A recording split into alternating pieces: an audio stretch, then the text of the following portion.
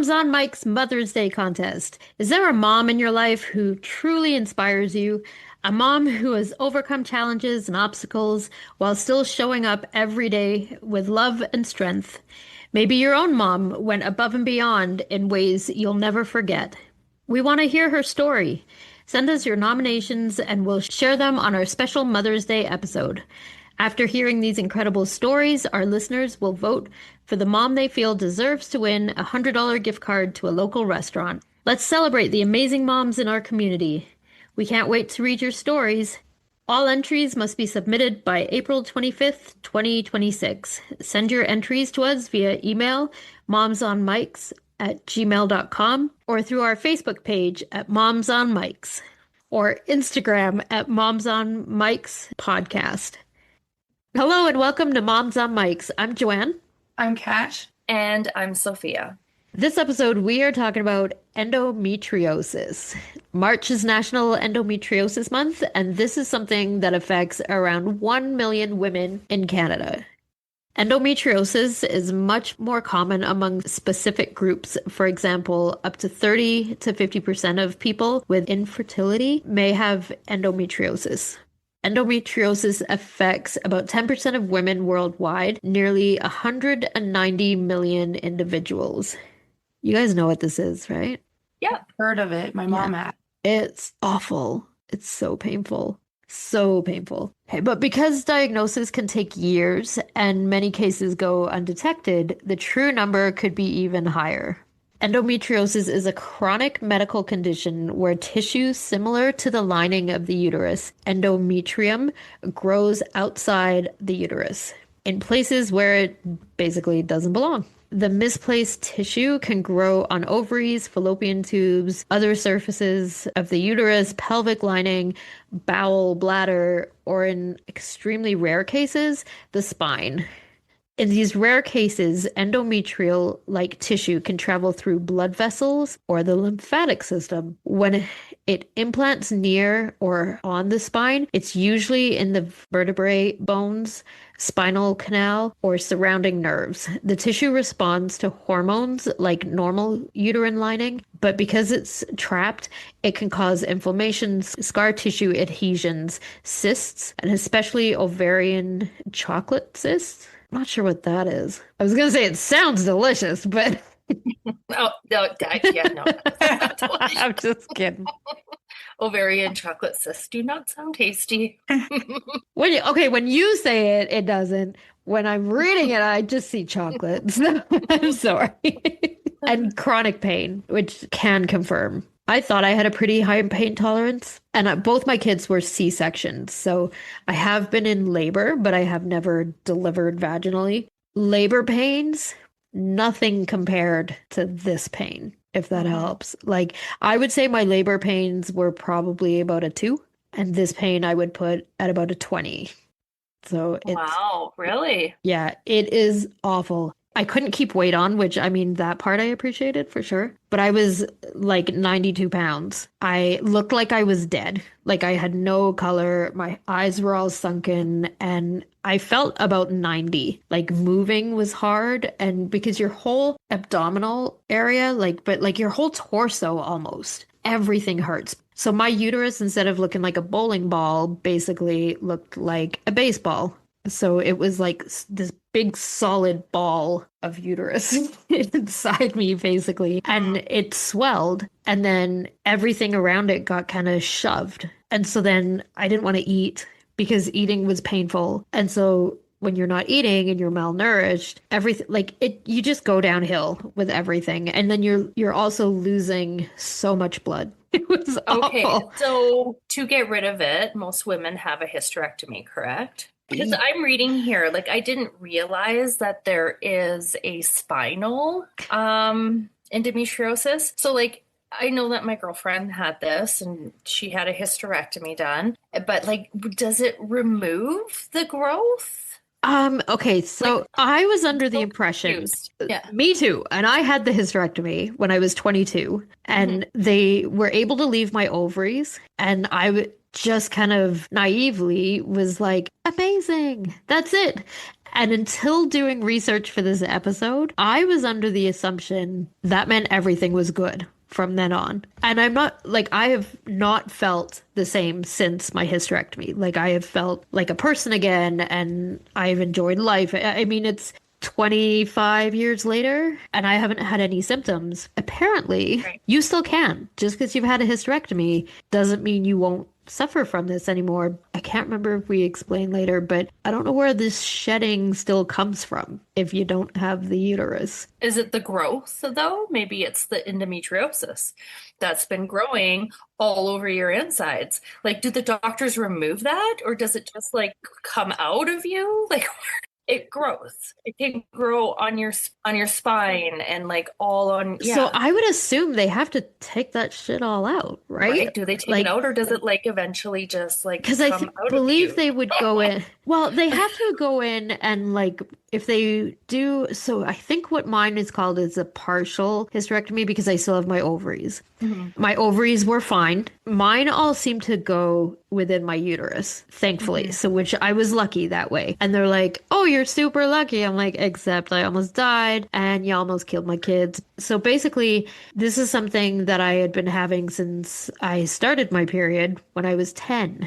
Mhm. And so I'd been having this for 12 years, which doesn't sound like that long, but when those 12 years are from age 10 to 22, 12 years at that point, it feels a lot worse than it is when when you're older. Those are your key like growth years. So like granted I only had periods for 12 years, which I'm not delusional of how lucky I am for that. Like, I definitely appreciate that. Basically, the specialists, they kind of blew me off because they're like, "You're so young, you're going to be just fine. You just have heavy periods." Like, they wouldn't even accept Look into it. Yeah. One specialist was like, "Absolutely not. There's nothing we can do. You've only had one child." Like, at that point, and they're like, "And you are far too young. So there is nothing, we're not going to look at anything. We're not going to do anything." TMI, guys, I'm sorry, but I was bleeding so heavy.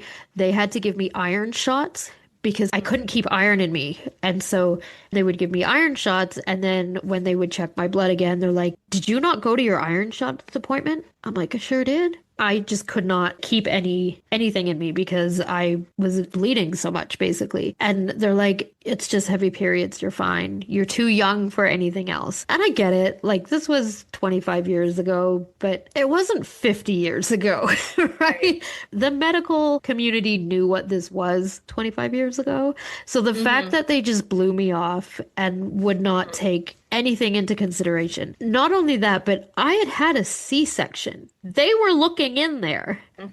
I'd had ultrasounds with my pregnancy. Not one person said, "Hey, there's all this other weird shit in here. What's going on with that?" Like, nobody had brought any of that up. So to hear that, like, now people are still not being diagnosed with it, it really pisses me off, to be honest. Like, so when I had had my second son, I actually both of us almost died with him. And it turns out because there's not a lot of room in your uterus for a baby if it's filled with all this shit. Right. Right? So my second pregnancy was absolutely awful. I went into preterm labor starting at 3 months, and I went in consistently every couple of weeks, and then it was every week. They were injecting like hormones into him to make his lungs grow faster in case he was super premature. And then they kept giving me the medication to stop the labor. And I mean, thank God they did, because like obviously I would never be able to have babies again after. But if I'd have lost him and then found out this was why, that would have been devastating. Like, not just losing him, but knowing that someone could have done something sooner and didn't, like that would have just been devastating. So, but yeah, so when I had my C-section with him, the doctor that did the C-section basically sent my file to another specialist because they, at that point, realized, like, when they cut me open, they're like, "Oh, there's all this other shit in here that shouldn't be in here. Let's send your file to a specialist." The specialist was like,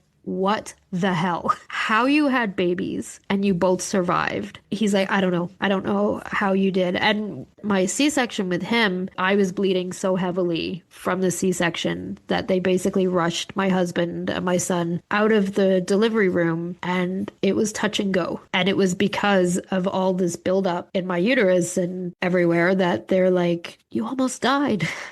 Like, thanks. Had you not have done something sooner, like, yeah, Okay. it's, and yeah, so I mean, lots of people suffer with this. That still didn't answer my question. Did I not? What was your To be question? rude. No, that's okay. I felt like I didn't answer something. Okay. You're welcome for my Sorry. life story. What was your question? I asked a question and it's like completely different answer. Did it make any sense to why I went on that tangent? Absolutely. What was your question? Um, It was about where does it go, right?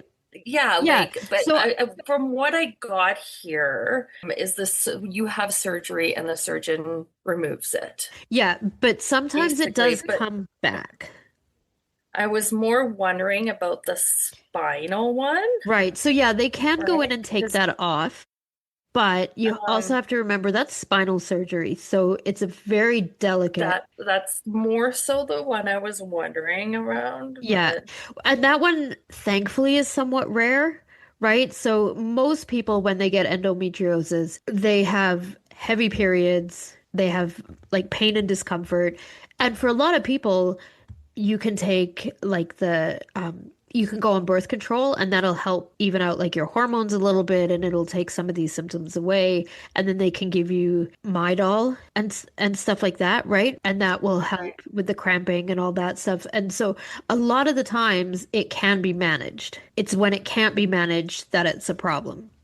Yeah. Like I was taking two Tylenol 3 at a time and I Were you was on birth control? Yep.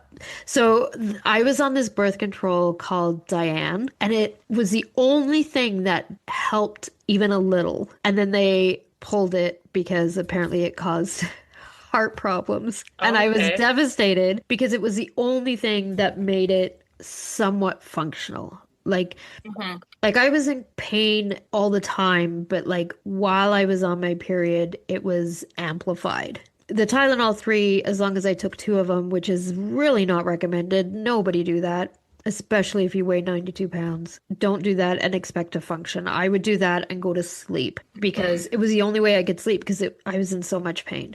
So what I got from this is spinal endometriosis is very rare, Yeah, very, very, very rare. yeah, They can remove it. So a normal hysterectomy does not remove the endometriosis, right. Which right? we are going to go over Um, that.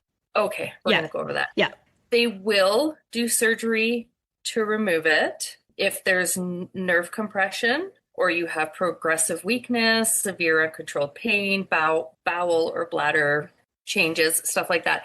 But it's a very special surgical team, yeah, right? And I think it has to be pretty severe, right? Like you have to yeah. have nerve damage. So that was my 100%. question. Yeah. Like, do they surgically remove it or do they, right? And surgically removed, and then if they just remove, like you can still have lesions and it'll still be in your body, right? And you can still have symptoms, just Exactly. milder. Yeah. Yeah. Okay. That's because I don't know I'm much so about it. sorry. I'm so sorry I did not That's answer okay. your I just question. answered my own question. It's all good.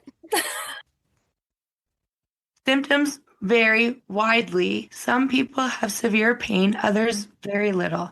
But some of the common symptoms are painful periods, often severe, chronic pelvic pain, pain during or after sex, pain with bowel movements or urination, especially during periods, heavy or irregular bleeding, infertility and fatigue, bloating and nausea. Pain that interferes with daily life is not normal, even if it's been dismissed in the past.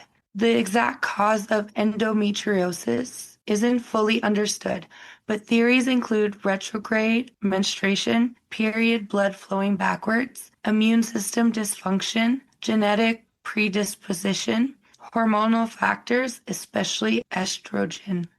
If you feel you may have endometriosis, it's important to talk to your doctor. It can be very difficult to get diagnosed as most doctors often assume you are just experiencing menstrual cramps and symptoms. Weirdly enough, most of the doctors and specialists, or at least the ones that I saw, were male. And they're like, you're just having a heavy period.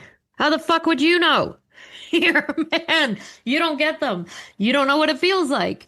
So I think that's why a lot of people are dismissed, is because men don't fucking know what it feels like to have a period. They don't know that it's not normal, right? And they're like, oh, you just have low pain tolerance. They have no idea. Sorry, that's a sore spot with me.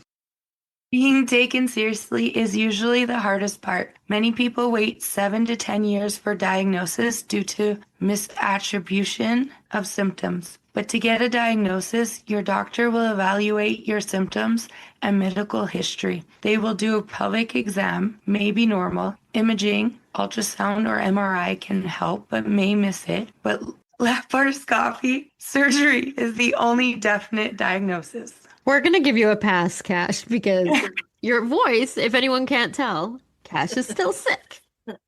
So her voice is a little off. The words sound funny. It was worse last week than it is this week, so. I think you sound great. I like the raspy effect. Right? Makes you want to just get in bed with me, right? It sure does. Yeah, absolutely. But if you could wear a mask and turn the other way. Paper bag it. Hey, that just reminded me. There is no cure. That's right. So so positive. Yeah. But unfortunately, that's really sad. Yeah. But symptoms can be managed by hormonal birth control, progestin, hormone suppressing medications, and pain management. The hormone suppressing medications, GnRH analogs. Surgical options. Surgical options include laparoscopic removal or destruction of lesions, or hysterectomy may help some, but endometriosis can persist even after a hysterectomy, especially if ovaries remain due to tissue left behind. Endometriosis can grow on other pelvic organs like the bowels, bladder, ligaments, or even the vaginal cuff. If these aren't removed during surgery, the disease continues. But it doesn't spread, right? It just stays there. Is that correct? That's what I'm assuming. Honestly, I'm not a doctor. Basically, if you still have that shit inside you, you're still going to have all the pain. So if they don't get it all out, I don't think, I mean, more of these lesions come, but I don't understand where they come from. If you've got all the bits taken out, right? Right. It's so confusing. It really is. Like, we are trying to be like, this episode, we're going to give you all this information. We're pros here. And I'm like, where's Google? Right. If the ovaries aren't removed, they still produce estrogen, which fuels endometriosis, say health professionals. Microscopic implants. Tiny pieces of endometrial tissue can be hard to see and remove, even with advanced surgery. De novo endometriosis. In some cases, endometriosis might appear to develop after a hysterectomy, though it's more likely pre-existing but undiagnosed. Oh, there we go. Then that explains it a little bit better. Sorry. Yeah. So it's not that you're getting new lesions, it's that maybe some was missed. Some was missed, and then it won't go away. It's still there. It needs to be removed, right? Yeah. And I'm sure sometimes it gets missed. Oh, exactly. I mean, how do they get it all? Like, if it's so tiny, right? Yeah, it's wild. Untreated endometriosis can worsen over time, affect mental health, impact fertility and quality of life, and cause long-term pain, even outside of menstruation. And it does. It like I say, it fucking hurts, man. I think I have PTSD from this. God, I'm like, I couldn't go out with friends. I couldn't, just felt like I couldn't do anything because everything hurt. Like just to walk, even to sit down, to lay down, like you're constantly in pain. Well, I just hope that this is not something my daughter will go through. So my mom had it, apparently. Okay. I'm So is it Like hereditary? I believe so. Even hereditary things, it has like people could have it but not be carriers, and then Right. right. So it's hard to say that she won't have it just because. My best advice would be advocate, advocate, advocate. If she's Oh, telling you, right? I mean, absolutely. you're great with that anyways. When it comes to her, Yeah, absolutely. right. And Right? I feel like a lot of times young girls, like when they have their period, if the pain is really bad, people don't necessarily believe how bad it is sometimes. Because for sure, there's girls that are like, oh, I can't do gym today. I have cramps, right? Well, And you know what? I whatever. But remember when I was a teenager and I got my period, I had some pretty bad cramps and I was yeah, in bed and I couldn't get out of bed and it hurt really bad. But that was cramps, yeah, right? So, yeah. And yeah. I never had that option. I played soccer and my dad was my coach, and he did not take cramps or injuries as an excuse to not show up. You had to be there regardless. Didn't matter how sick you were or how much pain you were in, you had to be there. You had to show up. So I have just trained myself that you just have to be there Yeah. regardless. Like it doesn't matter if you're in pain or if you have a broken bone or if you got pneumonia, you go to work, you do your job, you do like whatever it is, you have to show up for. Yeah. And I think that's a lot of why people didn't necessarily take me seriously, because how much pain can you really be in if you're still playing in the soccer game? Not understanding that that wasn't an option not to. Right. When I had my kids and I was working and could barely move, I still worked with kids. So you still ran around the park and you did all the things because that's what you had to do, even though you felt every step was excruciating. You just, like a lot of people that live with chronic pain, you just do it, even though every pain feels like it could kill you, or every step or whatever, you just do it because life goes on and you can't just sit in bed forever as much as you want to. Even now without chronic pain, some days, man, I would just be like, can I spend one day in bed? But you just, right? We just, part of moms, I think, too, right? You just don't get to. See, Yeah. my mom had it so bad that it was up into her bowels, and they Yeah. thought I have it. They told me for the longest time I probably have it and I'd never have kids. But Yeah. then Oh, wow. Who told you that? one of the gynos That you may not have kids? because of it. That's Not pretty even knowing like, that you have it or like whether you right? Well, have it or not. so they didn't know that I have it or not because I used to get the really bad cramps and my iron would drop to like sack of shit. I Yeah. almost had to have an iron infusion. Like my mom, she always had them. And uterus was disgusting. Like the gyno went in and was like, how is this uterus so dirty when it wasn't even like played with, to say the Yeah. least? And they later found out it was because of my blood disorder. If it wasn't for my English doctor that knew about my blood disorder, they probably would have said the same thing, continued to say the same thing, that I would have never had kids and I would have had my uterus removed. Yeah. That's crazy. Honestly, I really do believe that a lot of doctors, especially the male ones, and sad to say, some of the female ones as well, they kind of dismiss a lot of women when they are trying to explain how much their cramps hurt or how much discomfort they're in or whatever, right? Like, yes, the cramps hurt, but they shouldn't affect certain things, right? You should be able to take a Tylenol or a Midol and then continue to function. And if it's going beyond that, why is it so bad? And if it is truly because you just have bad cramps or low pain tolerance, that's fine, but find that out first. Don't just Right. dismiss people because of it, especially when there's other things too, like their iron count is super low and stuff like that. You got to take all this shit into consideration because you can die from this. Okay. I remember when I was little, my friend's mom, we were like really little. We were like, I would say 5 or 6. My friend's mom would get really, really heavy periods, Yeah. and she'd have these like really big, thick, like massive pads. And I remember one time we put them on and we peed in them to see if it would work. They didn't, No. but yeah, we were really young. That's too That was funny. funny. I used to have to wear those big thick, massive ones, which is Mhm. embarrassing, right? And especially when you're young and you're having to Yeah. wear those. Doctors are Well, infuriating. So I anyone, am so grateful that Anissa and I have a young female doctor. yeah, Very thorough, so which is I'm so grateful for good. that. Yeah. Yeah. Most people are diagnosed in their late 20s to early 30s. Studies report average ages around 27 to 31 years old. Some sources say endometriosis is most often diagnosed in people in their 30s and 40s. It can be diagnosed in teens and older adults too, but that's less common as an initial diagnosis. There again, probably most likely because they don't believe them that they're in so much pain. Although symptoms frequently begin during adolescence, often soon after their first period.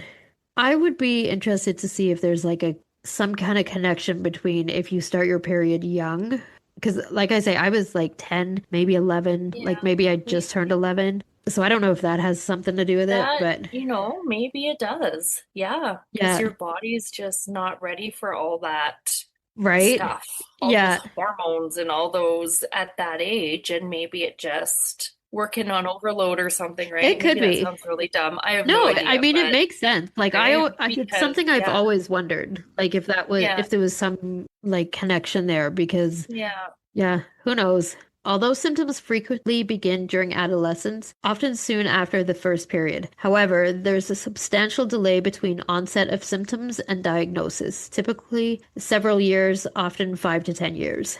Symptoms are often being dismissed as normal period pain, like I have said over and over, I'm sorry. An excuse to miss school in teens and adolescents. There is a lack of non-invasive diagnostic tools, which also adds to the late diagnosis because definitive diagnosis require laparoscopy. Therefore, many people don't get a formal diagnosis until symptoms are persistent or severe or fertility concerns arise. I never used that as an excuse, even though I very well could have. I never used it as an excuse not to go to school. If I didn't want to go to school, I just didn't go to school. I don't know. Maybe other people are different. People that have parents that actually give a shit if their kids go to school. I just did not go. They'd be like, okay, it's time for school. I'd be like, okay, bye. And then I wouldn't go. I don't know. Women with endometriosis can get pregnant. Endometriosis does not automatically mean infertility, though it can make pregnancy harder for some. Pregnancy can be more challenging for women with endometriosis, though it's important to stress that many women with this condition conceive naturally and have healthy pregnancies. The challenges come from how endometriosis affects the reproductive organs and hormonal environment. Endometriosis is a leading cause of infertility, affecting about 30 to 50% of women struggling to conceive. Fertility can be impacted in several ways, such as distorted pelvic anatomy, adhesions, scar tissue from endometriosis can block fallopian tubes, trap ovaries, or make sperm and egg movement harder. Ovarian involvement, endometriomas, chocolate cysts can damage ovarian tissues or reduce egg quality. Who the fuck Inflammation. named them chocolate I cysts? know, I just, God damn what, I'm sitting it. here and I'm drinking a bubble tea, and now I'm like, oh, I wonder if chocolate cysts look like my bubble tea pearls. I was actually wondering that. Fuck. I was just thinking I'm glad I just finished my chocolate bar. Can damage ovarian tissues or reduce egg quality. Inflammation. Chronic pelvic inflammation can impair implantation of an embryo in the uterus. Hormonal environment changes. Endometriosis can disrupt progesterone signaling, which is crucial for embryo implantation. Many women with endometriosis take longer to get pregnant than women without it. Mild cases may not affect fertility much, but moderate to severe disease often requires intervention. Assisted reproduction may be needed, such as in vitro fertilization, IVF, is commonly used if natural conception fails, or surgery to remove endometriosis can improve fertility in some cases, but risks include adhesion formations afterwards. My question is that would that also be why sometimes some people need C-sections instead? It could be. I was told that I would never have been able to deliver a baby that was any bigger than 2 pounds because there simply wasn't room. Hmm.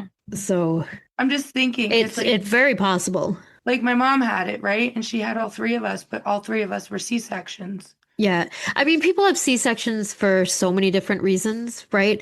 Like, so my first, I had a C-section because he was breech, and they did the whole, we're going to turn you around.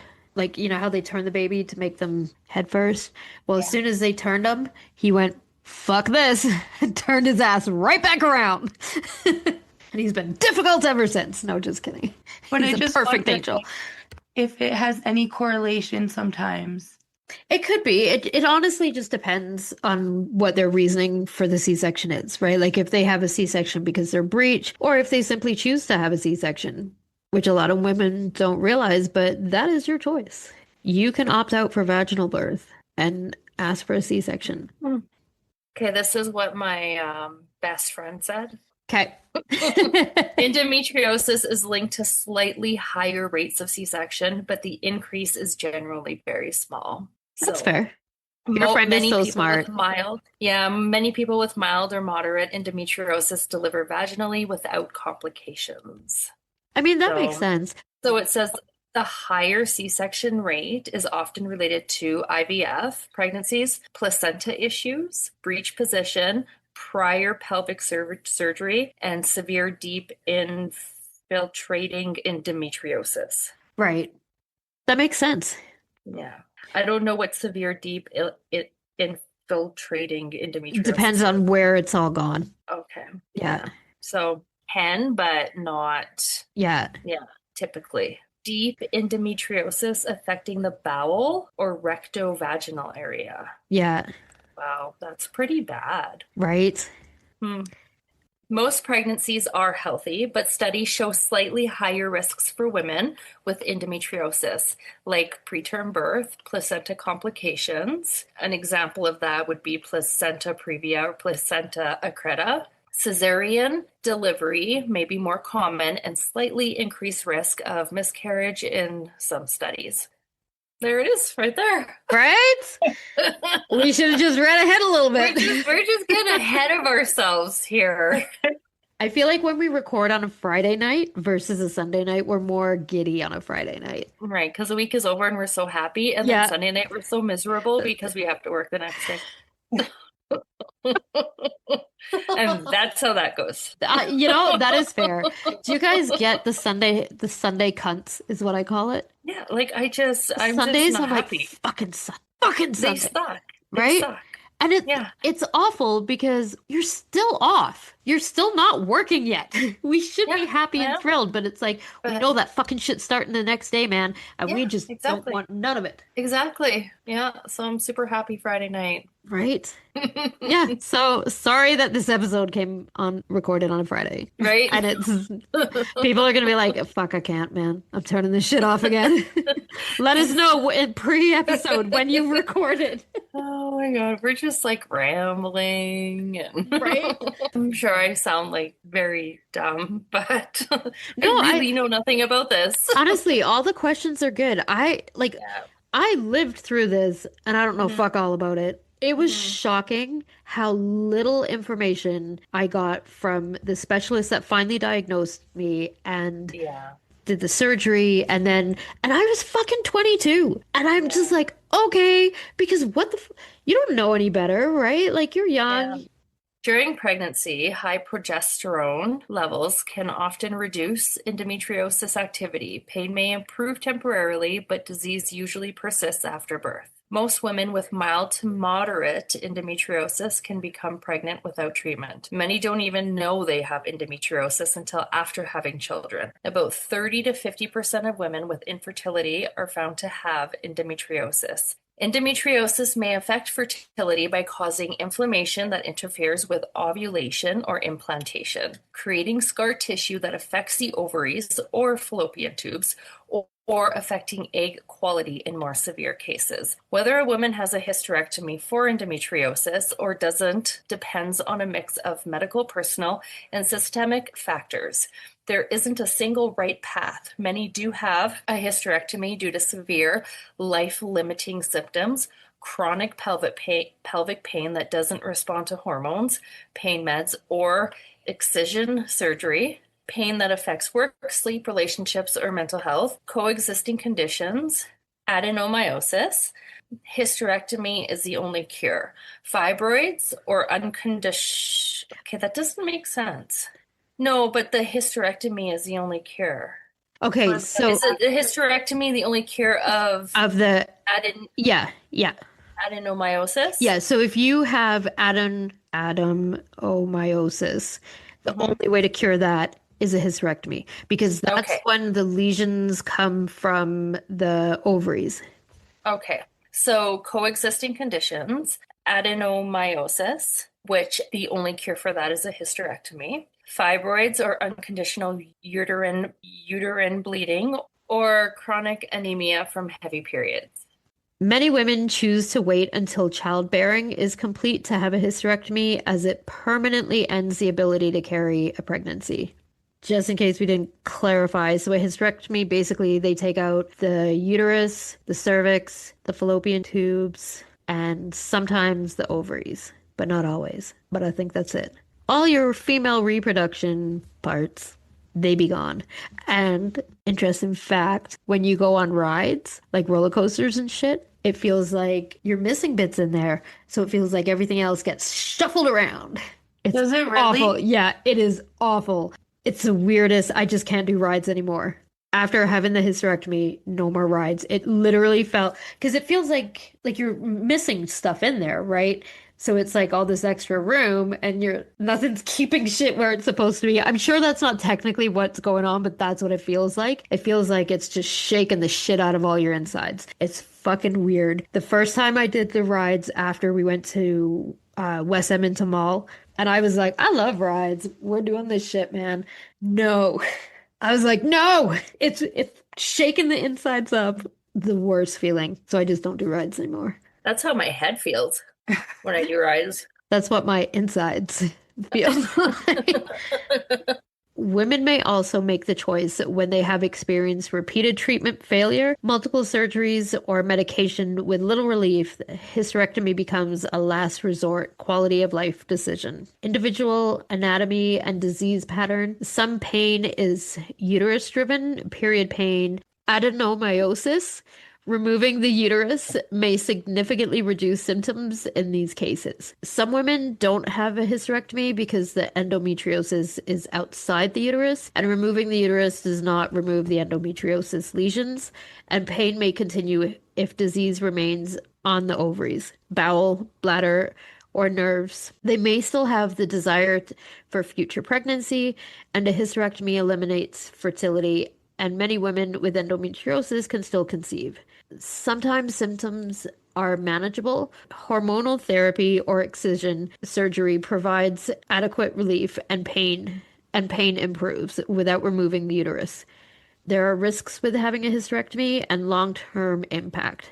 A hysterectomy is major surgery with possible complications. If ovaries are removed, surgical menopause occurs, and some women experience persistent pain even after a hysterectomy. That would be fucking brutal. To go through the hysterectomy and be like, sorry, your pain's back. Fuck me. Thank God I had no idea way back when that was a possibility because I would have been terrified just waiting for it to come back. Some doctors prioritize excisions surgery over hysterectomy, while others may recommend hysterectomy earlier, especially for bleeding dominant symptoms. It is important to remember a hysterectomy is not a cure for endometriosis. It may help women whose pain is uterine based or who also have Adenomyosis. or fail to relieve pain in endometriosis remains elsewhere. For women with endometriosis, a hysterectomy can offer real benefits, but only in specific situations. It's not a cure for everyone, which is the reason why experiences and outcomes vary so wildly.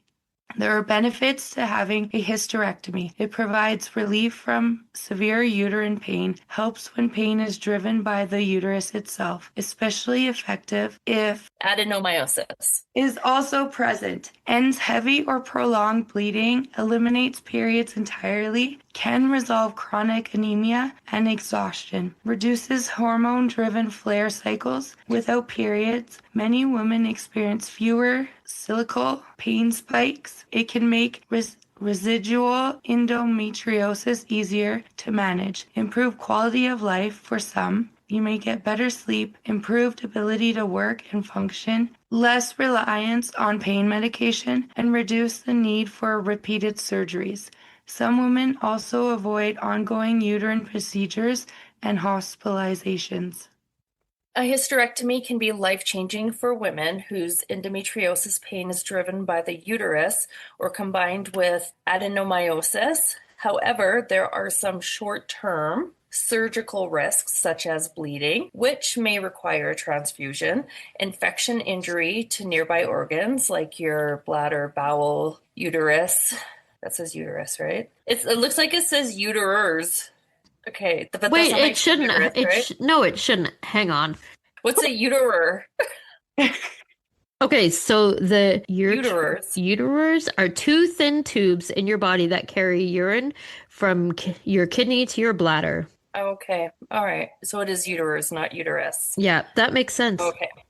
A hysterectomy can be life-changing for women whose endometriosis pain is driven by the uterus or combined with adenomyosis. However, there are some short-term surgical risks, such as bleeding, which may require a transfusion, infection injury to nearby organs, such as your bladder, bowel, or uterus, blood clots, which would be DVT or pulmonary embolism, reactions to anesthesia or pain, slow healing, or wound complications.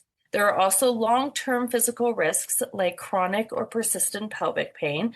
Pain may continue if endometriosis remains outside the uterus. Nerve damage or scar tissue can cause new pain. Adhesions, which means internal scar tissue, can lead to pain, bowel issues, or for future surgeries. There can also be pelvic floor changes, increased risk of prolapse, bladder or bowel dysfunction, or urinary incontinence. Early or surgical menopause, if your ovaries are removed, can cause hot flashes, night sweats, vaginal dryness, painful sex, and mood changes. So that would be, it'll put you into menopause, Yep, basically. exactly. Menopause. Yeah. Yeah. There is also an increased risk of osteoporosis and heart disease after a hysterectomy.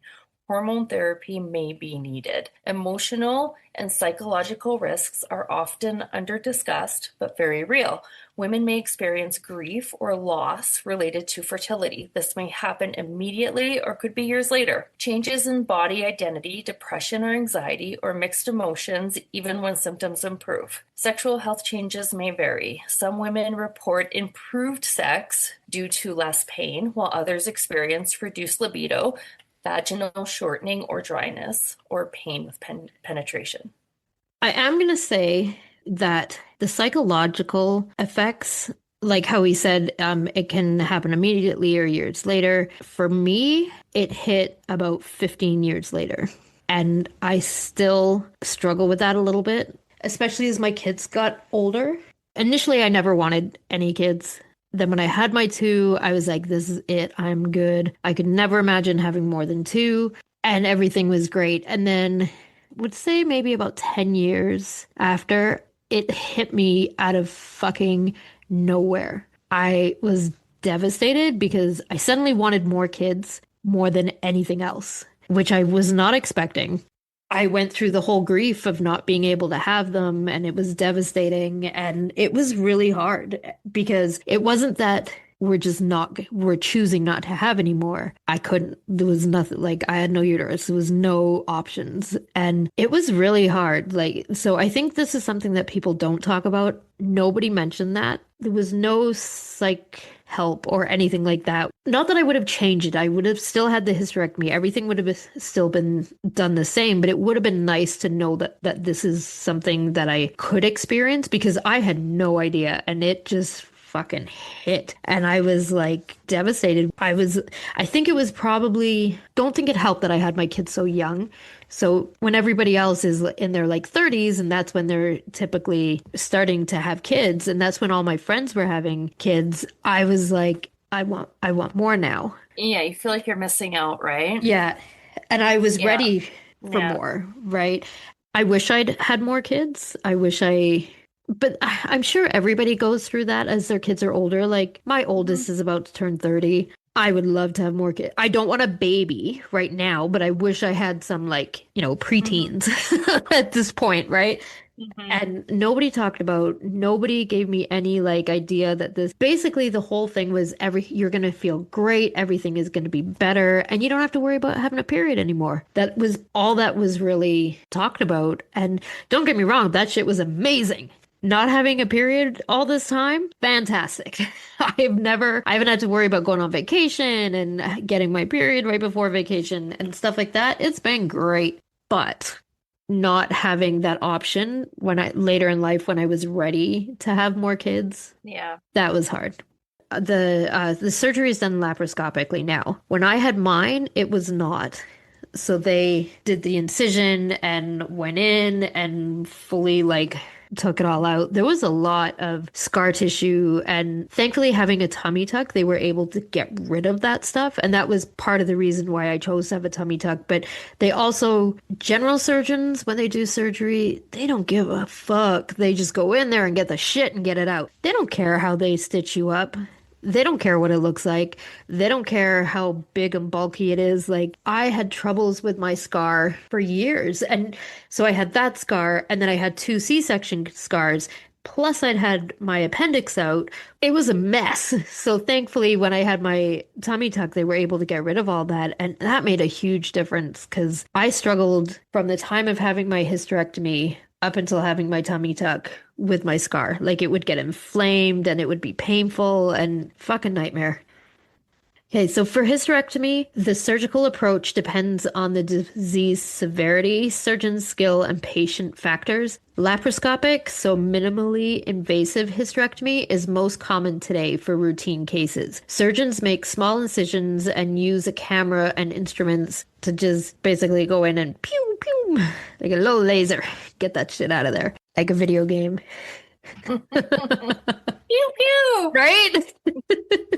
The benefits of a laparoscopic are less blood loss, smaller scars, shorter hospital stay, often same day or one night. Faster recovery, 2 to 6 weeks versus 6 to 8 weeks for open surgery. This method is often preferred for mild to moderate endometriosis, fibroids, or of moderate size, and patients wanting quicker recovery. An abdominal, so open hysterectomy, is done by a surgeon making a larger incision in lower abdomen. This is typically used when the uterus is very large, severe adhesions from prior surgery, or advanced endometriosis, or cancer surgery requires radical removal. The drawbacks, however, are a longer hospital stay, 3 to 5 days, longer recovery, 6 to 8 weeks, and a higher risk of wound complications.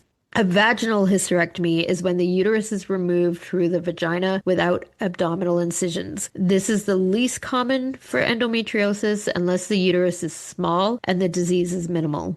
Robotic assisted laparoscopic hysterectomy is a high precision, minimally invasive approach. Useful in complex endometriosis is a similar recovery to standard laparoscopy. How it applies to endometriosis is mild to moderate cases are usually laparoscopic. Severe endometriosis with bowel or bladder involvement may require the open surgery, like I said, and surgeons sometimes start laparoscopically and then switch to open if the anatomy is too complex. Most hysterectomies today are done laparoscopically through small incisions, offering faster recovery. But for women with severe endometriosis or extensive adhesions, surgeons may need to perform an open abdominal hysterectomy for safety and complete disease removal. A bowel injury during a hysterectomy is uncommon, but a recognized risk and the likelihood depends on surgery type, underlying disease, and surgeon experience. Overall risk is 0.1 to 1% of all hysterectomies. That's roughly 1 in 100 to 1,000 surgeries. Risk is higher for complex cases, severe endometriosis, adhesions from prior surgeries, pelvic infection, large fibroids, laparoscopic versus open surgery, laparoscopic hysterectomy, bowel injury 0.4 to 1.5%, abdominal open hysterectomy, bowel injury 0.1 to 0.3%. Robotic assisted, similar to laparoscopy, sometimes slightly lower risk if surgeon is experienced. Endometriosis and bowel risk. Endometriosis can adhere bowels to the uterus or pelvic wall, making accidental injury more likely. Surgeons often perform careful adhesion removal, excision, but bowel remains at risk in complex disease. How is it managed? Often recognized during surgery and repaired immediately. If it is missed, complications can include infection, peritonitis, additional surgery, post-operative signs of bowel injury, severe abdominal pain, fever, vomiting, and inability to pass gas or stool. Bowel injury during a hysterectomy is rare, roughly 1 in 100 to 1,000 cases, but the risk is higher for women with severe endometriosis or prior pelvic surgeries. Surgeons take extra precautions, but patients should be aware its possibility. Adenomyosis. Versus endometriosis. Adenomyosis. Tissue grows into the uterine muscle. Endometriosis is tissue grows outside the uterus. Many women have both, which can amplify pain and bleeding. The reason I brought up the bowel injury is because this is a serious complication that a lot of people don't realize. And I get that it doesn't happen often. However, I know somebody that this has happened to, and they almost died. Remember all the details, and I'm not going to go into it all, but it was a surgeon error that caused it. And she almost died. I'm going to get into it a little bit later, but there are people that are like wanting a hysterectomy basically for a form of birth control. This is not something you use for that. This is a huge deal. It's scary. Adenomyosis is a chronic gynecological condition where tissue similar to the uterine lining grows into the muscle wall of the uterus instead of staying on the surface of the uterus. Endometrial-like tissue invades the uterine muscle. This causes the uterus to become enlarged and boggy, contract painfully, and bleed more heavily during periods. Because the tissue is trapped in muscle, it leads to chronic inflammation and pain. Symptoms can worsen over time and often overlap with endometriosis. Women may experience very heavy periods, often with clots, severe cramping, chronic pelvic pain, pain during sex, bloating or pelvic pressure, and fatigue or anemia from blood loss. Some women have no symptoms, which can delay diagnosis. Most commonly diagnosed in women in their 30s to 50s, and is more frequent in women who have given birth or had prior uterine surgery, like a C-section or a D&C. Adenomyosis can coexist with endometriosis and fibroids. Adenomyosis is diagnosed by pelvic ultrasound. It may show enlarged uterus or thickened walls, or it may also be diagnosed with an MRI, which is a more accurate non-surgical test. Definitive diagnosis is often confirmed after hysterectomy when tissue is examined under a microscope. Many women are misdiagnosed for years with just heavy periods. There is no cure short of removing the uterus, but symptoms can sometimes be managed with hormonal birth control, progestins, hormonal IUD, and pain management. However, a hysterectomy is the only definitive cure. Uterus sparing procedures may reduce symptoms but are not permanent. There have been numerous Facebook posts with women asking how to get a hysterectomy for birth control. Some women feel that my body, my choice applies here. It does not. Choosing to have healthy organs removed for no reason other than birth control is ludicrous. And quite frankly, if women want to fight for that, it should be considered elective surgery and they should have to pay the entire bill, including the anesthesiologist out of pocket. Not a single dollar should be covered by healthcare. Exactly.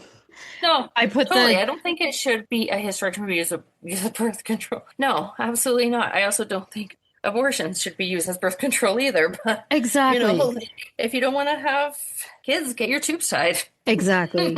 Yeah.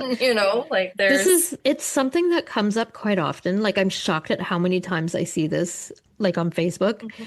Like they use the whole my body, my choice thing, which I get it. Your body, your choice. However, what about the choice of these surgeons? They take an oath, right, to do no harm. It is harmful. You don't just take organs out of people for no reason. Oh, and they won't. They won't Exactly. do it. If you're Well, young and you've never had kids, they won't do it. not in Canada. They don't have to. But these women argue that they're supposed to because you have the right to choose your own medical care. To some extent, you do. But if try and find a surgeon that will cut off your arm for no reason, they're not going to do it. If there's nothing wrong with your arm, they're not cutting your arm off. Same goes with your uterus.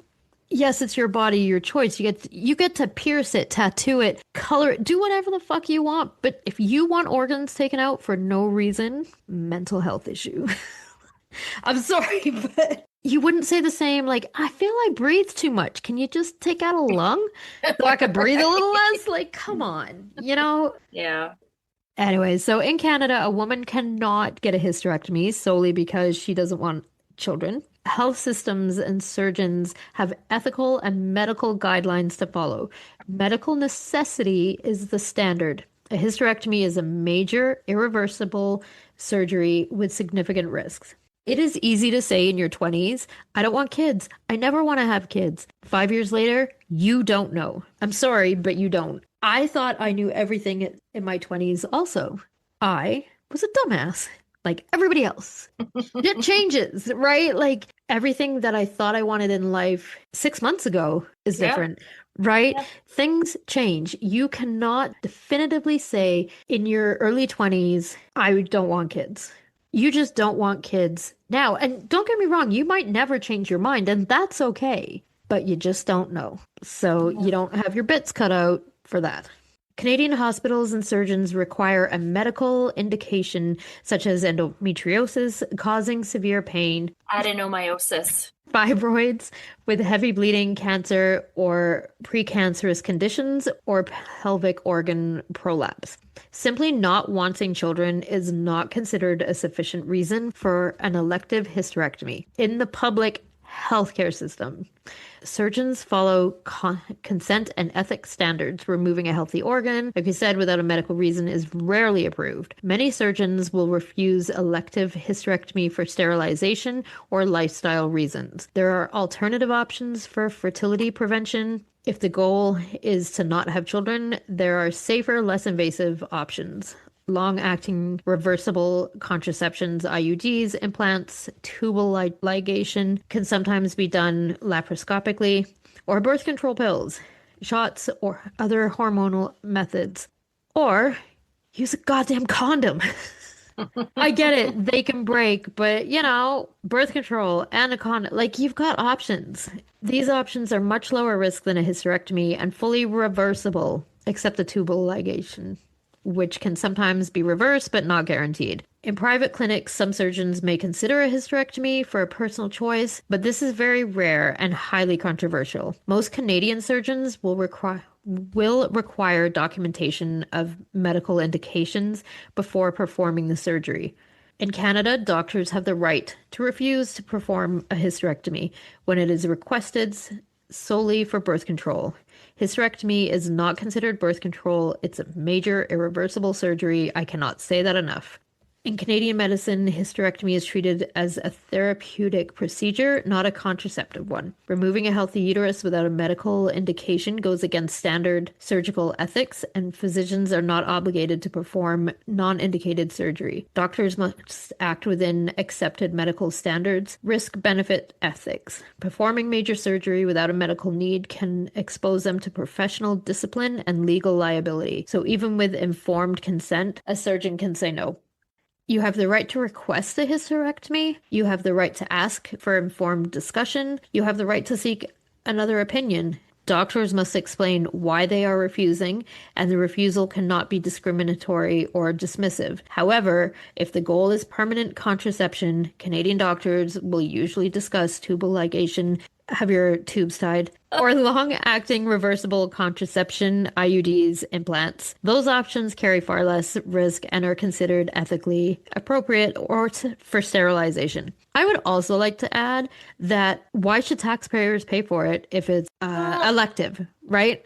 Well, yeah, not only that, but like there's people waiting for surgery for like some pretty major things. And you're Exactly. just backing up the system. That's all you're doing, Yeah, right? It doesn't need to be done, so let's just not. exactly. We have enough. Yeah. Yeah, that's probably the best explanation right there, right? Yeah, You getting your elective surgery done by a general surgeon in a hospital takes a spot from someone else that actually needs it. it does. And Yeah.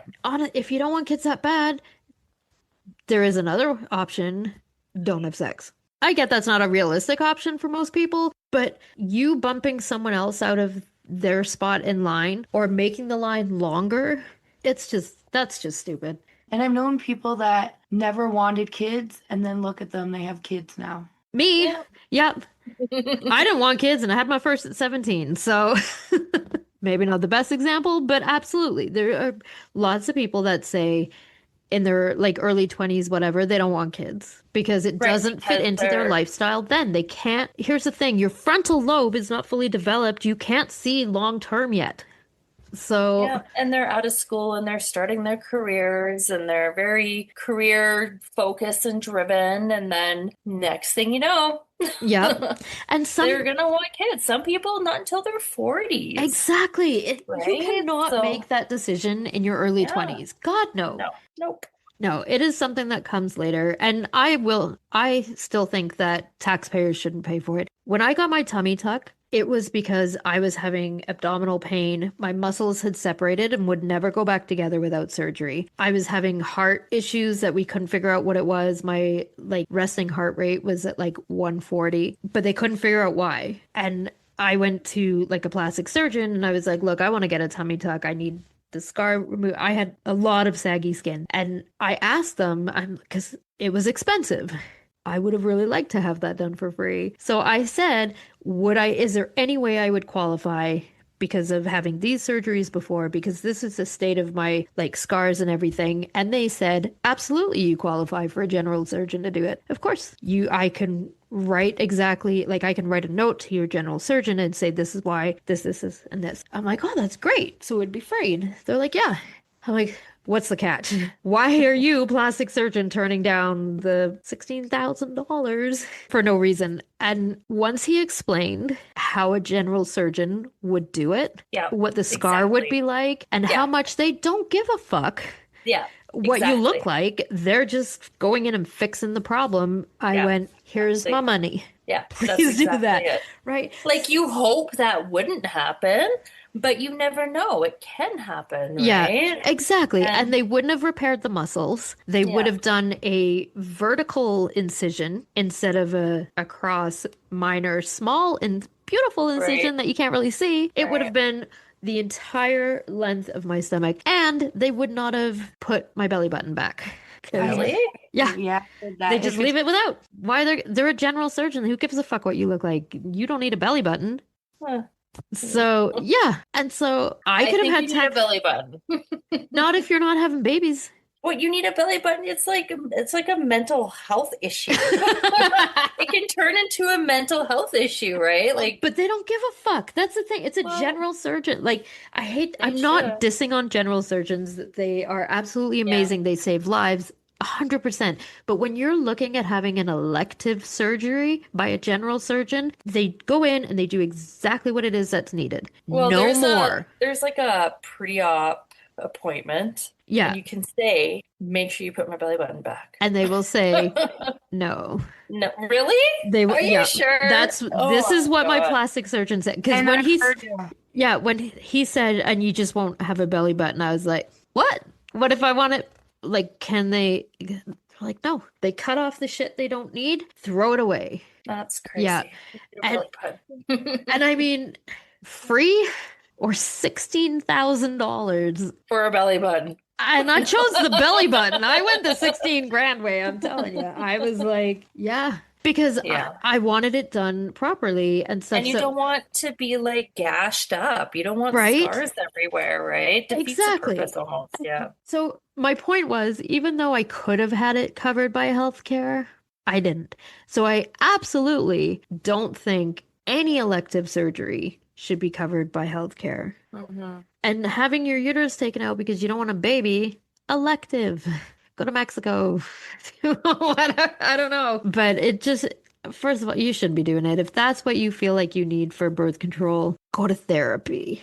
You're like, I don't want a Okay. baby so bad. Let's take out my organs. What the fuck? Come on. Oh, so funny. Pretty much. I don't, Okay. these arguments, man, and they will always come back. My body, my choice. Yeah. Yeah. So go get it pierced. You don't like, and it, or take it out yourself because the surgeon has the choice to say, I'm not taking the healthy organs out of you. You I'm know so what? Your sorry. body, your choice, but pay for it. Exactly. Like, Yeah. that's just like, right? Yeah. Like, my body, my choice. If I want fake boobs, I gotta pay for it. Right? Right? Yeah. My body, my choice. If I want a hair implant, I gotta pay for it. Exactly. Right? So- If I want new teeth, I gotta pay for it. So it exactly. should be Yeah. just pay for it. Yeah. Exactly. Go to And Mexico. yeah.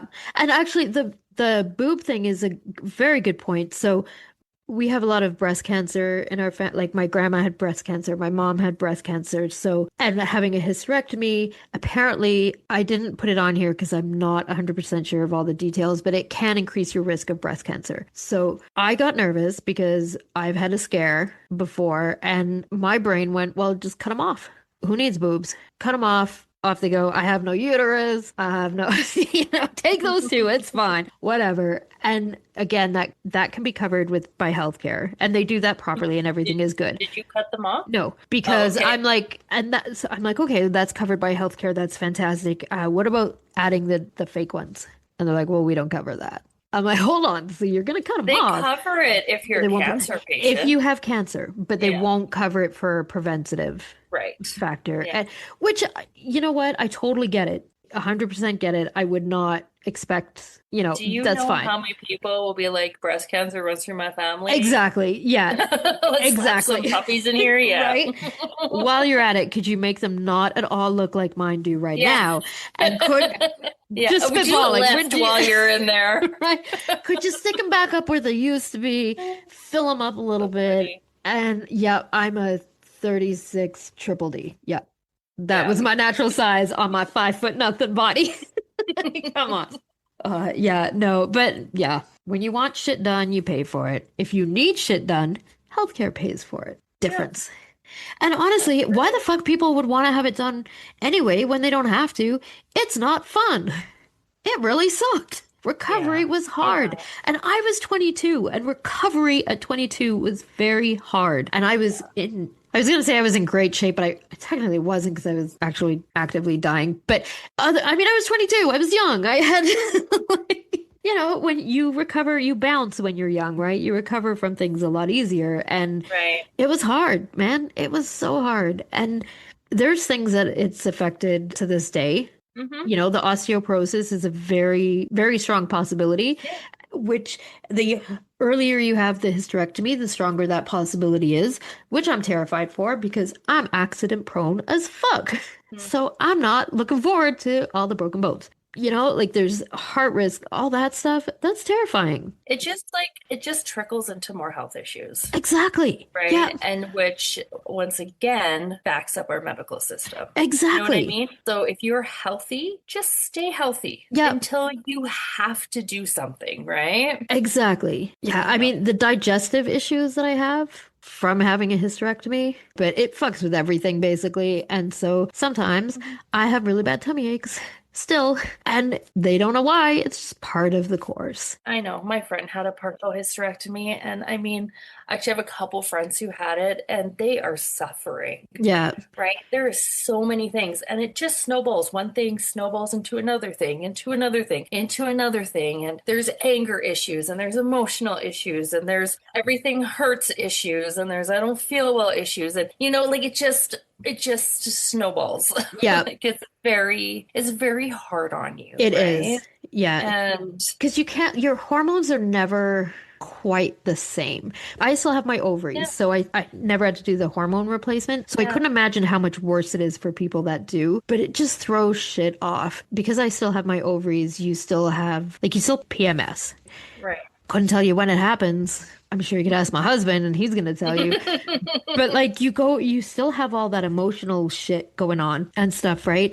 And I wouldn't say it's better or worse. You're supposed to go into like perimenopause and menopause earlier when you have, Right. even if you have your ovaries. Apparently, I have been avoiding that shit like the plague because it hasn't even hit yet. That's crazy. Which, according to my doctor, it hasn't hit yet, but there was like a couple of years ago, I had night sweats so bad. And like I would just wake up in a puddle and I'm like, oh my God, Mhm. this has got to be it. But then they just went away. Like I had him Yeah. for like 2 years and like if that was menopause and if that was like the universe saying, you know what, we fucked with you for so long, so badly when you had your period, we just feel Yeah. we need to give you gentle menopause.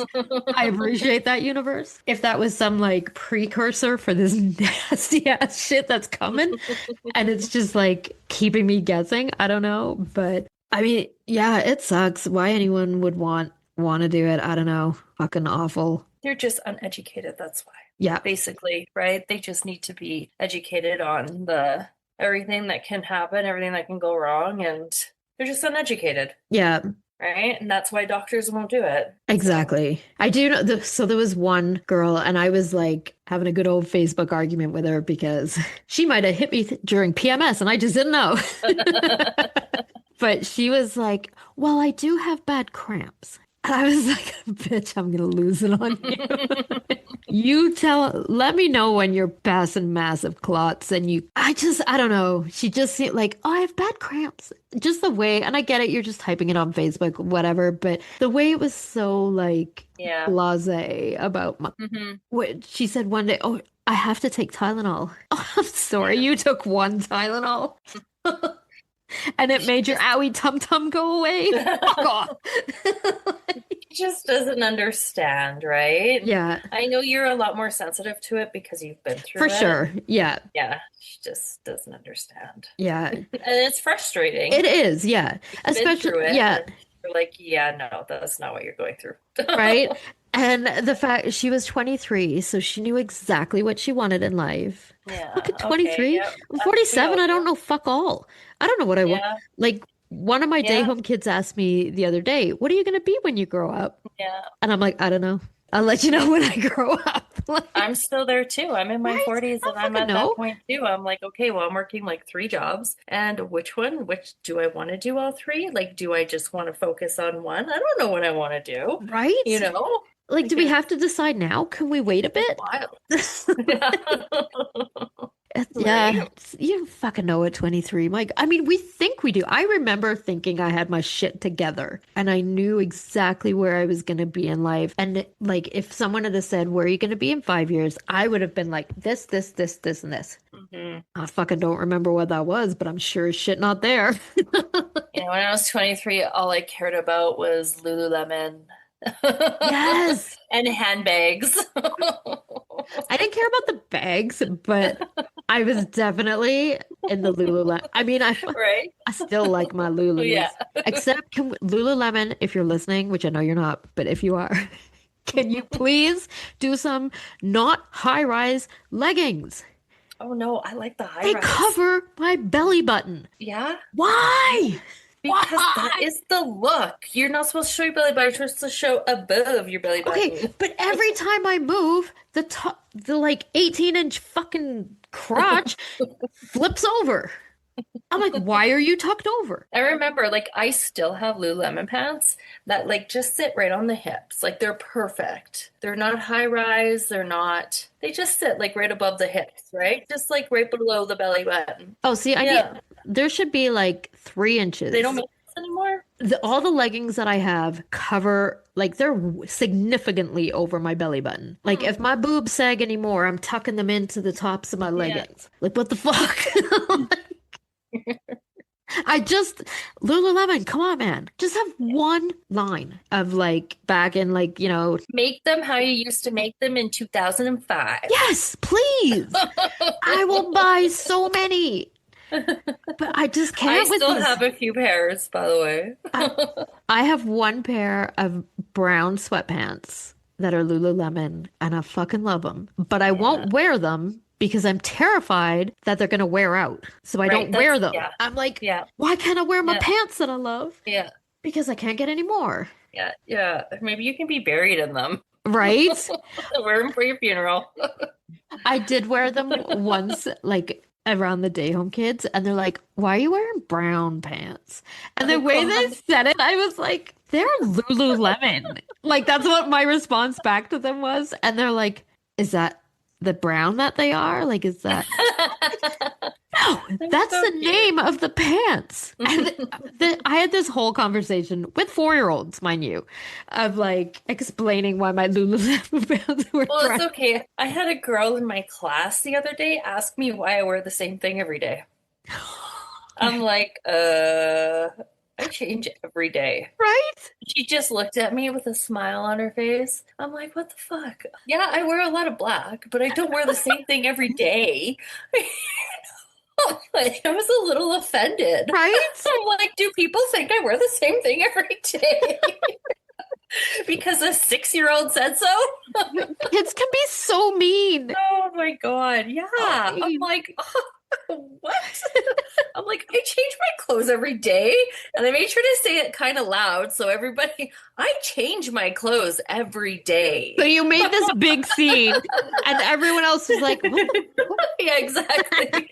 Yeah. Just so But that people kid know knew. I don't wear the same thing every day.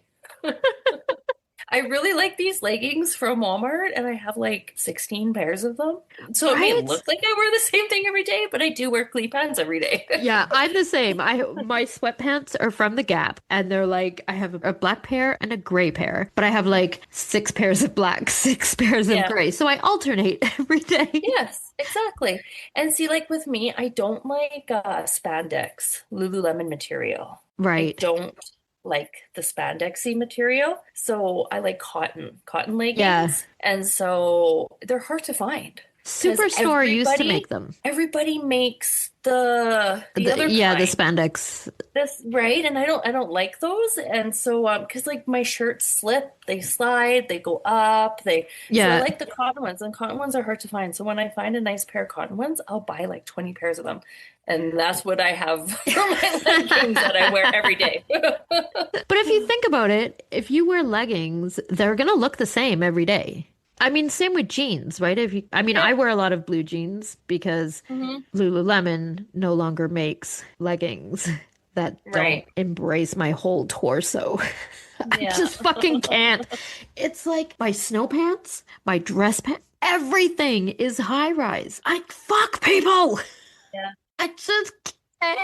I I like high can't. rise. It tucks into mommy pouch. I don't give a shit that can hang over the top. I don't care. I just can't be all like, I feel like I'm wearing, what are a corset? Granny pants? No, like, remember like in the olden days, they used to pick Yeah. like a corset, Yeah. right? Isn't that what it's Yeah. called? It's Yeah. called a corset. Yeah. Yeah. I feel like I'm wearing Yeah. that every time. I want to go Uh, back to wearing dungarees. We need that. If we're gonna only have high rise, dungarees. what's a dungaree? Uh, Overall? Overall, yeah, overalls where they like, Okay. yeah.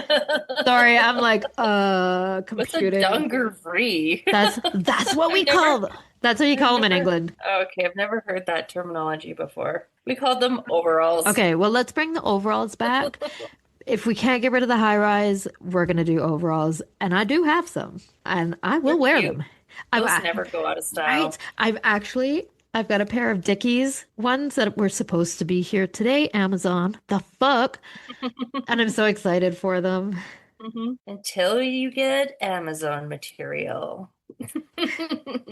What do you mean, Amazon? They're Like, probably made out of spandex. no, no, no, they're Dickies. They're Dickies brand. Okay, they're Yeah, actual, but like real Dickies brand or yeah, like real Dickies brand. Yeah. fake Dickies Well, brand? they fucking better. They say Dickies. They fucking better be. I ordered my Carhartt ones from there, and they're like actually Carhartt. That's cool. Yeah. Yeah. And I think I look adorable in them. I look like a little kid because they're always too long. So I like roll up the bottoms. But I do that with all my pants, right? I mean, you guys saw me. My pants are Yeah. always rolled up. Yeah. That's partly because I don't understand shoes. According to my daughter, that's the style. Fuck yeah, I've been doing that for So years. she bought jeans the other day and she's like, I have to roll them up at the bottom because that's the style right now. I'm like, oh, okay. They're welcome. I Yeah. started that trend. I actually copied it from Lori from The Walking Dead. There you go.